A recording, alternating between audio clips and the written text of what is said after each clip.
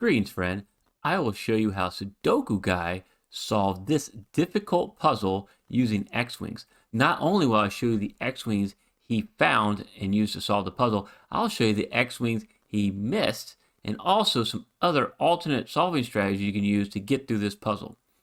Click below if you want to try the puzzle yourself. And with that, it's solving time.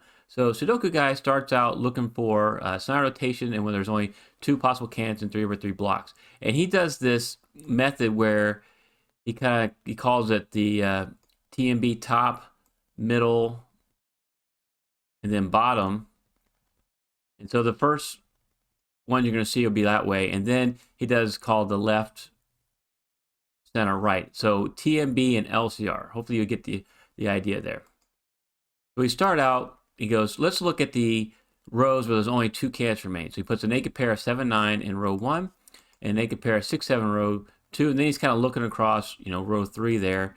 And he marks just 2 spots for 1 in block 1 and 2 spots for 2 in block 2.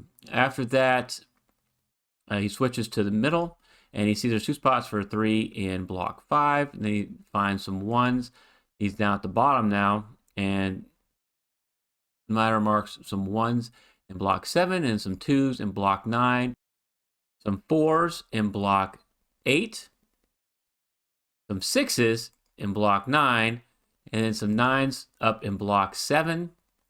And now he switches over to the left, center, right, and he finds some 7s in block 7, some 8s in block 4, some 8s in block 7, some 1s in block 8, some 6s in block 5, some 7s in block 8, some 9s in block 5. Hopefully you're understanding he's not finding any candidates to solve, any cells to solve. That's why this is difficult. You probably notice there's like 44 givens, and you'd think that would be an easy puzzle to get going. Nope. From this solve, you actually need advanced strategies just to put one cell in this puzzle. Now, if you think that having more givens gives you an easier puzzle, stay tuned to the end and I'll show you a puzzle with even more givens that's even harder to solve than this one. But let's get back to this main solve. So after the 9s in block 5, looking for 1s in block 6, and then some 4s in block 6, and then 9s up here in block 3. Now, something like when I first saw him making the marks, I did notice these 9s because of the 9 down here. The 9s were a pointing pair, and you can make some eliminations here. But because he was doing top, middle, bottom, Sudoku Guy didn't look down the columns. And so I understand that's where he was coming from with that. All right. So after the 9s here, which make a pointing pair, no more 9s. This 9 means it can't be a 9 anywhere else in block 6 except for these 2 spots right there. He made that mark. And then he says, let's go start filling in candidates. So he thinks he filled in pretty much all the Snyder marks, hadn't made any solves yet. So he comes over here and goes, this is a 1, 9 because these 8s are pointing pair. They can't be an 8 right there. And then he does across row 7. Like, all right, let's look for any rows that have only 3 cells missing. So this is a 7, 8, and he shows this as a 7, 9 and this as an 8, 9. And then he looks for another house, which is a row, column, block that has just 3 cells missing. And so he looks at column 4 and he notices 3, 4, 6 goes down there. So 3, 4, 6, 3, 4, 6, and then a 3, 4. And then he's like, hey, where else do we only have 3 cells missing? And he notices down here in column 8. So he starts filling that in. 2, 6, 6, 8, and a 2, 8. At this point, he says, we still haven't solved any cells. And when you get to this point, you still can't solve any cells. You need to fill in the rest of the grid. So Sudoku Guy is kind of switching from the normal solving approach of adding in candidates to the modern software approach where you fill in all the candidates to start. And this puzzle does warrant that because you do need advanced strategies to solve this. So he said, I'll come back as soon as I fill in the rest of the grid. And so that's what I'm going to do. Just stay tuned for just a second. I'll fill in the rest of the grid and we'll move on from there. And so now you can see that the whole grid is filled out. And so if you get to this point in a puzzle where you're not solving anything, you do want to fill out all the candidates and then start looking for the advanced strategies. The strategies that are the most common will be your X-Wings, your Skyscrapers, your 2-string kites. All those are single candidate strategies, maybe an X-Chain, Turbot Fish. That's what you want to look for first. Before diving into things like XY chains, you could even also look for XY wings and XYZ wings. I wouldn't go for anything much harder than that to start off with. And so that's what we want to look at here. And actually this grid, if you look at it, has plenty of advanced strategies you can use to start solving. And so what Sudoku Guy does is he comes and he goes, okay, you remember there's a 7, 9 here, we can remove these 9s. And so he removes all those 9s because of this pointing pair of 7, 9. Now, he could have not put that there in the first place. And when you're doing this, when you add in all the cannons, remember, if you've made an elimination like this pointing pair of 7, 9, you don't need to add that in. You're kind of just going backwards, backtracking when you do that. Then he notices something that it wasn't real easy to see when you're doing the normal Snyder marks, and that's across row 5, the 8s are limited to these 2 spots, which makes them a claiming pair. So he's able to remove the 8s from these 2 spots because the 8s have to be in row 5 somewhere, and it has to be here in block 6. So they can't be anywhere else in block 6 except for row 5. And so after this, Sudoku Guy sees an advanced strategy that's going to help us make progress in the puzzle. He sees and points out an X-wing. And I'll show you the X-wing that he points out. It has to do with row 6 and row 8. So if you look right here, and I'll highlight this, the 3s are limited to just 2 cells in row 6, columns 5 and column 9. Well, the 3s are limited to the same 2 columns in row 8, column 5 and column 9. This forms an X-wing. So we know a 3 has to either be here or here, or here and here. And because of that, we can make eliminations. So every other 3 that we see, we can eliminate from the columns. All right? So you can eliminate every other 3 along column 5 and every other 3 along column 9. So that means you can eliminate this 3 right here, and you can eliminate this 3 right here, and you can eliminate this 3 right there. So that is an X-wing. Now, I have done an X-wing tutorial. I'll put a link to it right here if you want to check that out. And you can learn more about X-wings and how to find them, how to solve them, and how it works. But this also brings us to our first pause the video moment. This was not the only X-wing of 3s in this puzzle. So pause the video and see if you can find the other X-wing of 3s. Well, I'll give you a few seconds.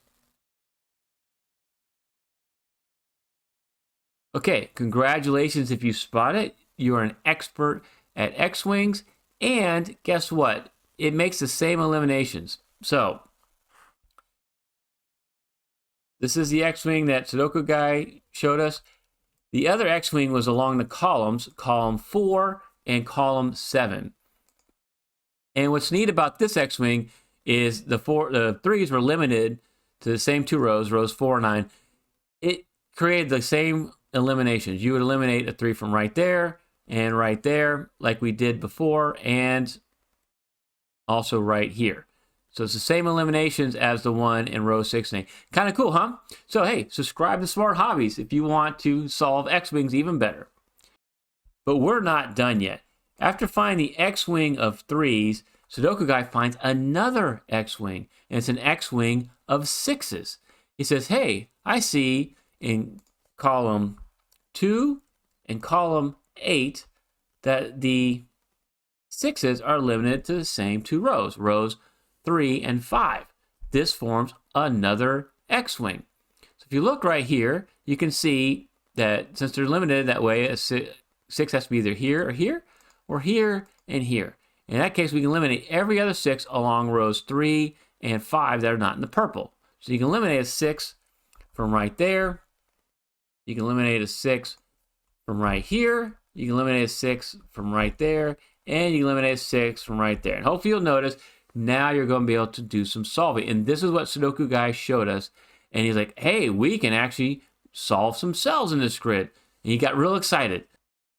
And this brings us up to our first what if moment. So what if Sudoku Guy didn't see those X-wings? Was there another way to make progress in this puzzle? And I'll show you that right now. So I brought us back to the original grid where I didn't mark out any of the 3s or any of the 6s.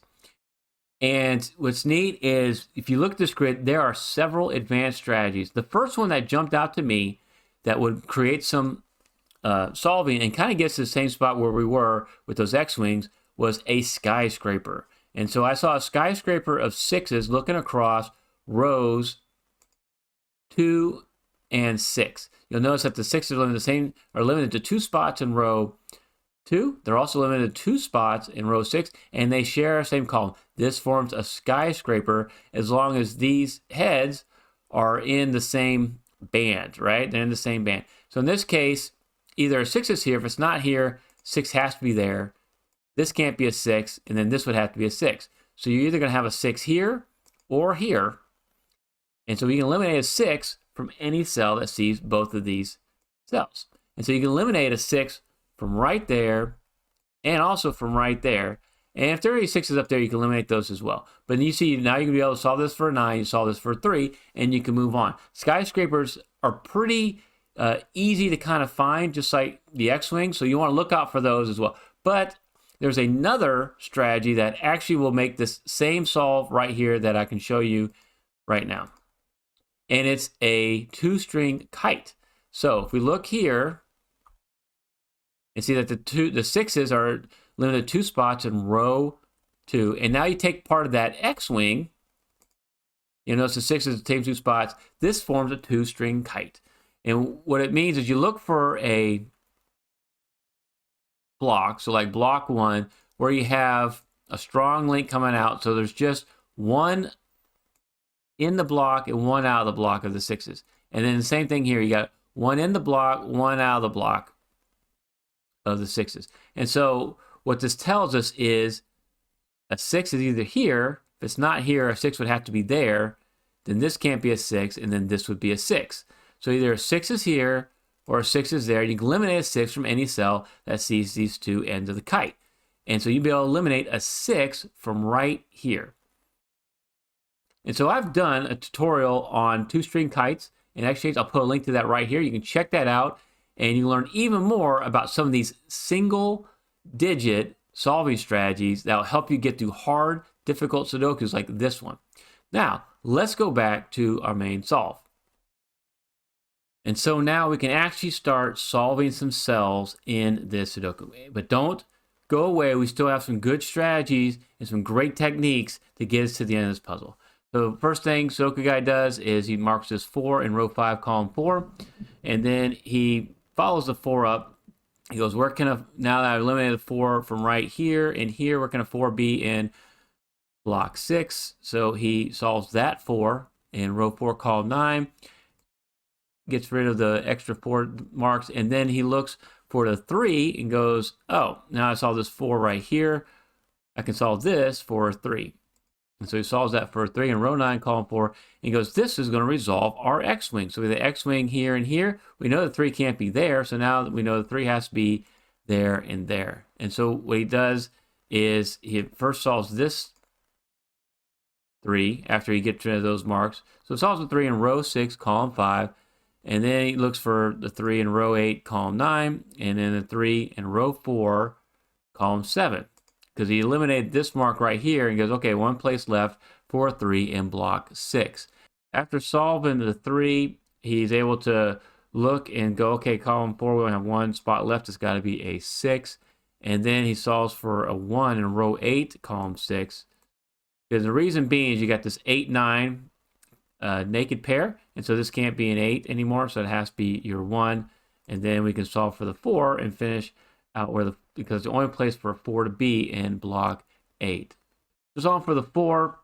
He cuts across and says, okay, I got a 1 and a 1. Where can a 1 be over here? I can eliminate this 1 and solve in row 9, column 1 for a 1. And then he solves for the 9 in row 6, column 1. And there's a lot of different paths you can take right now to solve. You see how there's like these cells here that he hasn't solved yet. But he makes a great comment at this point. So the guy says, this is a time in the puzzle where you get all excited, you go too fast, and then make a mistake.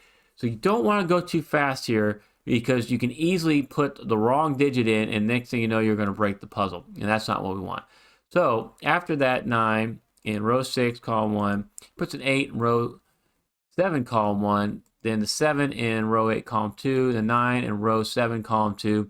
Then he kind of follows the 7s along. He says, okay, we're going to 7B along row 7. It's got to be row 7, column 9.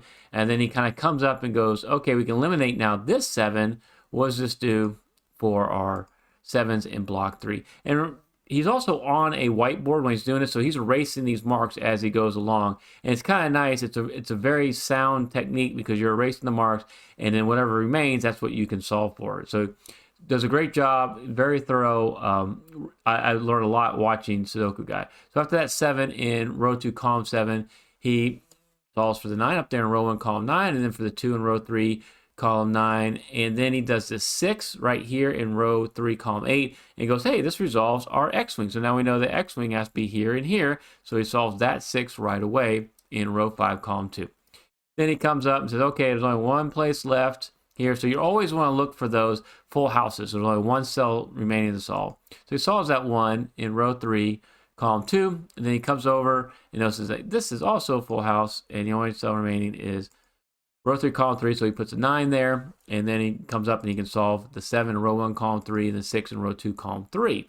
After filling out all of block 1 like he just did, he comes down and he goes, okay, I just filled in this 9, so now I can solve that for an 8 in row 4, column 3, and then I can do the 1 in row 6, column 3, and he like, hey, it's no more 9, no more 8, and no more 6, and kind of worked his way down there. After doing that 9 in row 4, column 6, and then the 8 in row 6, column 6, a 9 in row 5, column 7, and kind of follow along to see if you would solve in the same way that Sudoku Guy does. After that 9 in row 5, column 7, it's a 1 in row 6, column 9, an 8 in row 5, column 8, a 6 in row 6, column 9, and then he comes on down, column 9, and goes, okay, I can solve for an 8 in row 9, column 9, the 2 in row 8, column 8, the 8 in row 8, column 5, the 7 in row 9, column 5, and it finishes off with the 6 in row 9, column 7.